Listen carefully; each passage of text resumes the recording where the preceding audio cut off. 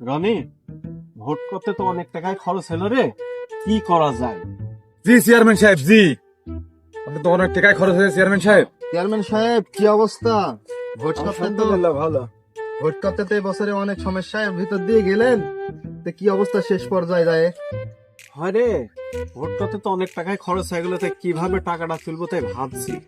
Vote করতে তো chairman সাহেব আপনার এত টাকা পয়সা খরচ হইতো না, আপনার খরচ হলো আপনার কিছু ভুলে।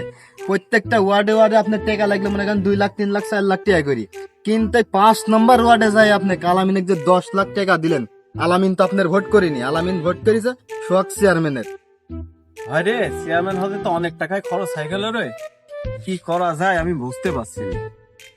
টাকা পয়সা যখন চেয়ারম্যান সাহেব যখন খরচই হয়ে গেল, চেয়ারম্যান সাহেব আমার মাথায় কিন্তু একটা বুদ্ধি আছে। চেয়ারম্যান সাহেব কি বুদ্ধি? আলামিনের কিন্তু 10 কাঠা জমি আছে প্রশাসনের কোলে, ওই জমিটা আপনাকে আমরা দখল করে দিচ্ছি।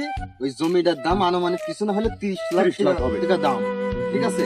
আমারে কিছু টাকা পয়সা দিয়ে ওই জমিটা আপনার মাধ্যমে আমরা আমার মাধ্যমে ওই জমিটা আপনার করে দেওয়ার ব্যবস্থা করে দিচ্ছি। আচ্ছা ঠিক আছে, চেয়ারম্যান সাহেব কথাটা কিন্তু অ্যাকুরেট বলেছে, একটা দারুণ কাজ হবে না।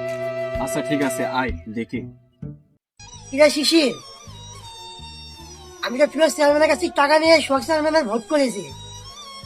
এখন ফিরোজ চেয়ারম্যান তো উঠে গিয়েছে, এখন আমার কি হবে?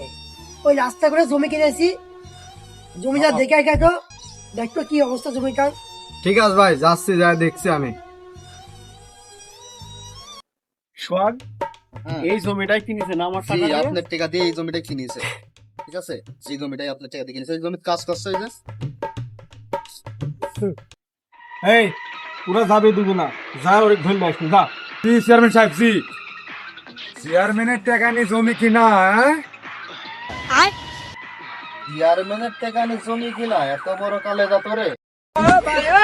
চল চেয়ারম্যানের কাছে চল, চেয়ারম্যান সাহেবের কাছে চল।